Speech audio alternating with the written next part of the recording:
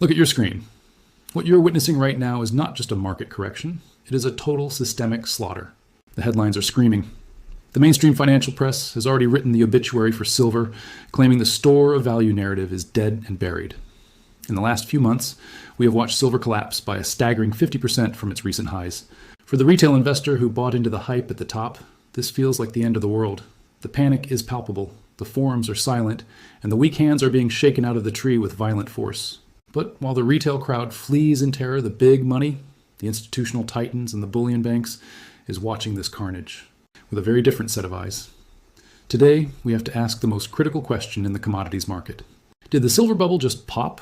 Or are we witnessing a masterfully engineered liquidity event designed to purge the market before the next massive leg up? A 50% drawdown is a historical anomaly that usually signals one of two things: the death of an asset class or a generational buying opportunity. To find the answer, we have to look past the red candles and dive into the brutal reality of the current macro landscape. On one side of the battlefield, we have the wrecking ball dollar and rising nominal bond yields, which act like gravity pulling down every hard asset on the planet. On the other side, we have the undeniable reality of persistent structural inflation and the relentless debasement of fiat currency by every major central bank in the world. Is silver being crushed because it is no longer valuable, or is it being crushed because it is the only exit ramp left in a crumbling financial system? Over the next 20 minutes, we are going to strip away the propaganda, analyze the deep layer data, and determine if this is the end of the silver story or simply the beginning of its most explosive chapter yet. To understand why silver just lost half its value, we have to look past the ticker symbol and examine the plumbing of the financial system. There's a massive disconnect occurring right now that most retail investors simply do not see. If you walk into a local coin shop today, you will likely find that physical silver is not actually down 50%. The premiums are skyrocketing, and the bid-ask spread is widening. This is the classic paper versus physical divide. What crashed was the paper derivative market. The digital promises of silver traded on the COMEX and the London Bullion Market Association. In the high-stakes world of paper silver, the leverage is astronomical. For every physical ounce in a vault, there are hundreds of paper claims. When the price begins to slip, it triggers a mechanical chain reaction. Large hedge funds often hold these positions on massive margin.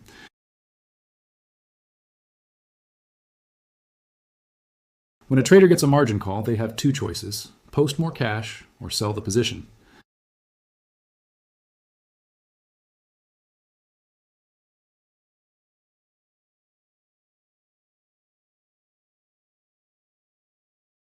We saw a vertical drop where the price fell faster than the 1980 Hunt Brothers collapse. It was a liquidity black hole. Historical precedents tell a darker story. Major investment banks have been fined billions for a practice called spoofing.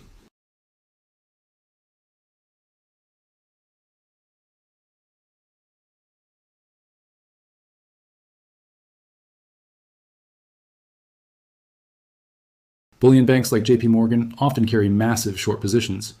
If silver climbed to $150, they would face a systemic short squeeze. By exacerbating this drop, they have effectively performed a rescue operation on their own balance sheets. They flushed out the over-leveraged retail players and reset the board in their favor. This is the purge mechanism in action. While headlines claim the silver bubble popped, what we see is a mechanical failure of the paper pricing mechanism.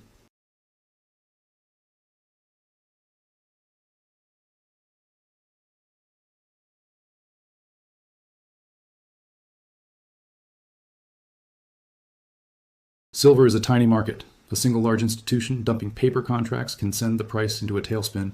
We are currently in the eye of that storm. The question is no longer just about the price, it is about the integrity of the market. To truly grasp the gravity of a 50% drawdown, we have to address the identity crisis that silver faces in the global market. Unlike gold, which is almost exclusively a monetary and Tier 1 reserve asset, silver lives two lives. It is the restless child of the commodities world, half industrial workhorse, half ancient money. When the price collapses this violently, the market is sending a signal about one of these two roles. And right now, the signal is screaming economic contraction. Let's look at the industrial side of the equation first, because that is where the bears are currently digging their claws in. Silver is the most electrically and thermally conductive metal on the periodic table. This isn't just a fun chemistry fact. It makes silver the indispensable metal for the green energy transition. Nearly 140 million ounces annually is swallowed up by the solar photovoltaic industry. Every electric vehicle rolling off an assembly line contains roughly double the silver of a traditional internal combustion engine. When you add in 5G telecommunications and high-end electronics, you realize silver is the literal nervous system of modern civilization. The bearish argument for this 50% crash is rooted in demand destruction. If the global economy is sliding into a deep recession, the logic follows that solar installations will stall, consumer electronics sales will crater, and the automotive sector will freeze. In this scenario, silver is treated like copper or iron ore, a base metal that loses value when factories stop humming. The market is currently pricing in a hard landing where industrial demand evaporates, leaving a surplus of metal with nowhere to go. If you believe we are entering a lost decade of growth, then the bubble narrative starts to look plausible. However, this industrial-only view ignores the monetary premium. For 5,000 years, silver has been the money of the people. While gold is the money of kings, silver is the money of commerce. Historically, when trust in fiat currency fails, the monetary premium of silver explodes. Right now, the market is pricing silver as if its only value is in a solder joint or a circuit board. It has completely stripped away its status as a safe haven. This is where the gold to silver ratio becomes our most important diagnostic tool. Historically, the gold to silver ratio has averaged around 15 to 1 or perhaps 20 to 1. During the peak of the Roman Empire, it was 12 to 1. During this recent purge, we have seen the ratio blow out to extreme levels, sometimes exceeding 80 or even 90 to 1. When the ratio reaches these historic extremes, it almost always signals that silver is underpriced relative to gold. In every previous bull market, the ratio has eventually mean reverted, with silver outperforming gold to close the gap. What the bears call a burst bubble, the contrarians call extreme undervaluation. If silver were to return to its historical ratio while gold remains at $2,000, silver would need to be well over $100. The fact that it sits at 50% of its recent high suggests a massive divergence between price and value. The market is obsessed with the industrial recession narrative, but it is completely blind to the sovereign debt crisis. We are living through an era of unprecedented debt-to-GDP levels across the developed world. When the currency debasement narrative overtakes the recession narrative, the monetary premium will return with a vengeance. Silver will be bid up by people looking for an exit from the dollar, the euro, and the yen. This dual nature is what makes silver so volatile, but it is also what makes it the most explosive asset in a crisis. History suggests it will eventually be priced as money once again. If you want to know where the price of silver is going, you have to stop looking at silver and start looking at the US dollar. In the world of global finance, the dollar is the sun that every other asset orbits. During this 50% purge, the US dollar index, or DXY, has acted like a wrecking ball. When the dollar surges, as it has recently, it exerts massive downward pressure on anything priced in those dollars.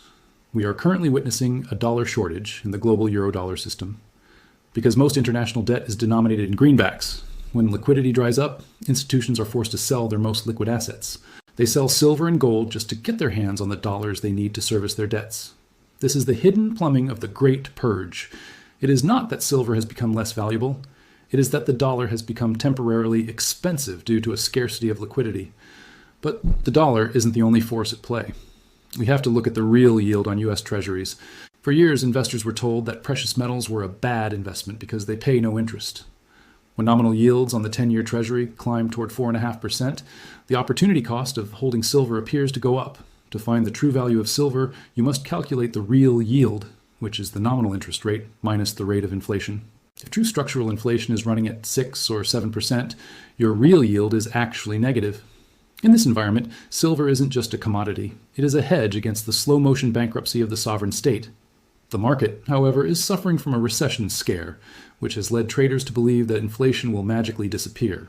While Western retail investors are being spooked, something very different is happening in the East. Central banks in China, India, Poland, and across the BRICS nations are accumulating at a record-breaking pace. They are preparing for a post-dollar world. They see the weaponization of the dollar and the unsustainable trajectory of Western debt. The West is selling paper silver that doesn't exist, while the East is buying physical silver that does exist. The Federal Reserve is trapped. If they keep rates high, they risk collapse. If they cut rates, they trigger hyperinflation. The purge you are seeing today is the final flush. When the snapping point is reached, the snapback will be a revaluation. Whenever silver drops 50%, the first question everyone asks is gold next? History shows us that silver is the high beta version of gold. It leads on the way up and crashes harder on the way down. But as of March 2026, we are seeing a strange decoupling. While silver has been halved, gold has shown remarkable structural resilience, holding onto the $4,000 level despite the chaos. This suggests that the contagion might be contained within the industrial and speculative paper markets, rather than the core monetary base. However, there is one sector that is currently screaming in pain, and that is the mining industry. The mining sector is currently facing a total capitulation event. Look at the bullion percent index for miners. It has crashed to a reading of just 3.7%. This means 97% of mining stocks are displaying sell signals. We are in the fourth most oversold condition of the last decade. For primary silver miners, a 50% drop in the spot price is not just a dip in profits, it is an existential threat. Many of these companies have all-in sustaining costs, or AISC, ranging from $25 to $30 an ounce. When the paper price is driven down toward those levels, the profit margins don't just shrink, they vanish. We are seeing a bloodbath in the junior miners specifically. The GDXJ, which tracks these producers, has been decimated. For a junior miner with high operational costs, the transition from $80 silver to $40 silver represents a total wipeout of free cash flow. This has created a massive disconnect, where companies pulling metal from the ground are valued as if they are going out of business, even while the world's central banks scramble to secure physical supply. This is the contagion of sentiment. Even if gold remains strong, mining stocks are sold off as a liquid proxy for the crash. Investors are fleeing the paper miners to find safety in physical bullion, but here's the advanced play. This extreme oversold condition has historically been the ultimate bottoming signal. In 2016, and again in 2020, these sub 10% readings preceded a massive multi-year rally in the metals themselves. The question for you is whether you believe the mining industry is truly dead, or if we are simply witnessing a value reset. If silver stays depressed, we will see mines being placed on care and maintenance, which will further choke the global supply. This creates a supply-side coiled spring. The lower the price goes today, the more violent the eventual shortage will be tomorrow. The contagion in mining stocks isn't the end of the bull market. It is the final stage of the purge for the next parabolic move.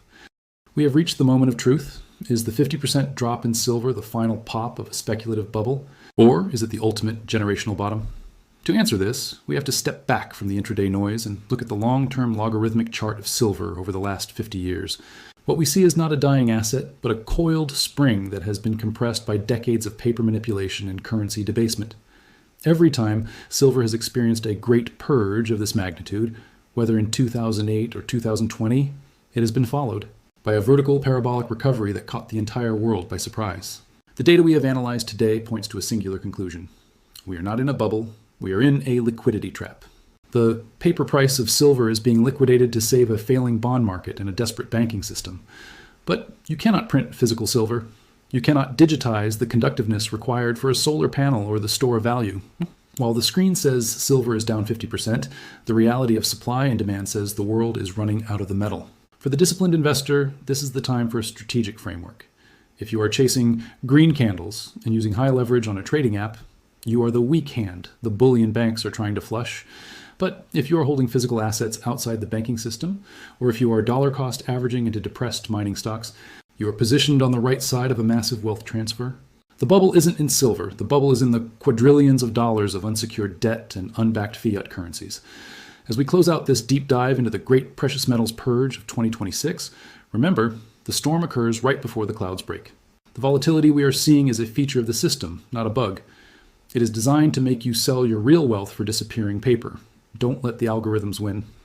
Watch the gold to silver ratio, keep an eye on the real yields, and stay focused on the physical reality. What is your thesis? Do you believe the manipulation has finally broken the back of the silver market, or are you buying the blood in the streets? Drop your thoughts in the comments below. The algorithm needs to hear from the contrarians. If you found value in this analysis, hit the subscribe button and turn on notifications. We will be tracking this every step of the way. This is the end of the purge, but it is just the beginning of the real move.